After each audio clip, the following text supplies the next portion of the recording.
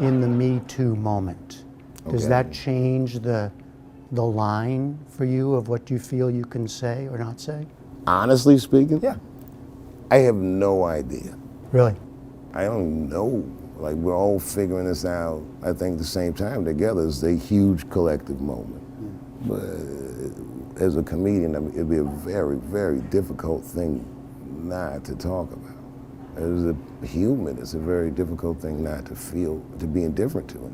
Everywhere you look in America, everyone's pushing the line. One way or another, you know, we got this president because some people say we got to push the line, and we have this movement because people are like we got to push the line, and we got another movement because people say this is a really busy time. I don't know what the line is. But there's a lot of change. I'm watching TV and Tosh is making me laugh, so I wrote a tweet saying your show makes me laugh. And then I put it down, and then like 2 days later I come home and I read these like bloggers and like Hollywood Reporter, you know, Louis C.K. defends Daniel Tosh amid rape joke controversy. I had no idea. He got in trouble for making some jokes about rape, and I didn't know about it. And so I'm a defender of rape. That's what everybody says now. And I've read all this stuff like, shame on you, Louis C.K., and I'll never watch your show. You're a rape apologist. I've been called a rape apologist because I said hi to a guy. Because I said, hey, nice show to a guy who everybody was mad at. A regular theme for Chappelle now, that Americans today are overly sensitive about what can and cannot be said in public.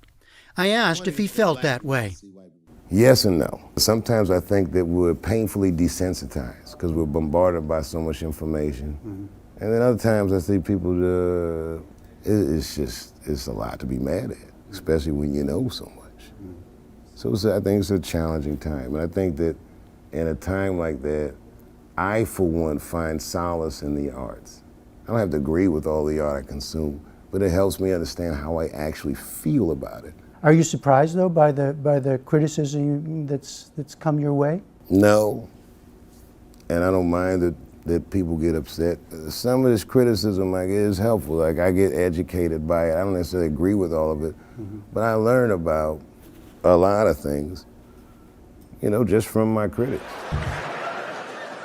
He didn't do anything that you can call the police for. I dare to try. Call the police on him. Hello, police? Yes, I am on the other line with comedian Louis C.K., and I think that he is masturbating while I'm on the phone.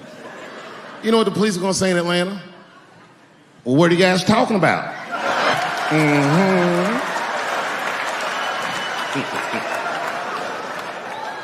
But here's the thing, this is like a fight between comedians and feminists, which are natural enemies, the biggest easily, because stereotypically speaking, feminists can't take a joke, and stereotypically speaking, and comedians,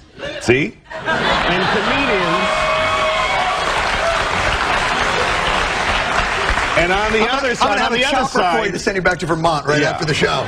On the other side, comedians can't take criticism. Comedians are big pussies. And they can't, so to one side you say, if you don't like the jokes, stay out of the comedy clubs. To the other side you say, if you don't like the criticism, stop Googling yourself every 10 seconds. Just nobody's making you read it.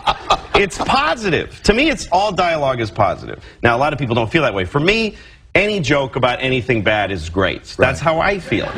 Any joke about rape, you know, Holocaust, the Mets, whatever. Any joke about something bad is a positive thing. Have now crossed the line, mister. I say a lot of mean things, but you guys gotta remember, I'm not saying it to be mean.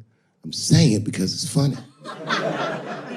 And everything's funny till it happens to you. If bad things happen to someone else, that's not necessarily funny. Look at it this way. I grew up in the crack epidemic. I tell jokes about it. I grew up in the crack epidemic, and now there's an opioid epidemic. Are they treating the opioid epidemic the way that they treated the crack epidemic? No, this is a national health emergency. When we were coming up, we were policed by the National Guard, addicts were criminals. Now they understand addicts are sick people. And maybe it's because of the demographic of the opioid epidemic is not the same demographic of the crack epidemic. Racially. I mean, Right. you're talking about race. Right, so now that your community is getting destroyed, it's a whole nother ball game. And then it's a huge window of empathy. Oh my God, we can see each other. We both went through similar pain. But I'm just saying, everything's funny till it happens to you is more about empathy. That you there but for the grace of God. But now, I've read some blogs during this whole thing that have made me enlightened to things I didn't know. This woman said how rape is something that polices women's lives, that they have a narrow corridor. They can't go out late, they can't go to certain neighborhoods, they can't dress a certain way, because they might get, now that's part of me now that it wasn't before, and I can still enjoy a good rape joke, so I have both of them. But here's the last thing. I don't like the way that you evolve as a person. No, it's not. Well, I don't like the way that you've come up with a way to grow as an individual. No, it's not fair. It's not. Be the person that I knew 20 years ago. I will.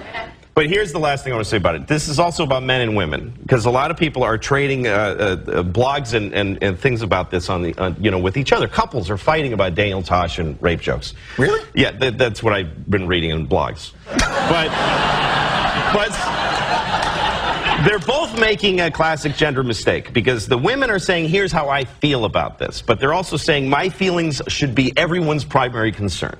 Now, the men are making this mistake. They're saying your feelings don't matter, your feelings are wrong, and your feelings are stupid. If you've ever lived with a woman, you can't step in worse than that, than to tell a woman that her feelings don't matter. So to the men I say, listen to what the women are saying about this. To the women I say, now that we heard you, shut the up for a minute.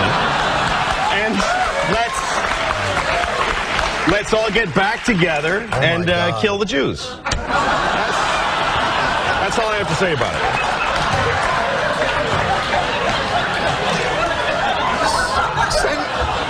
Send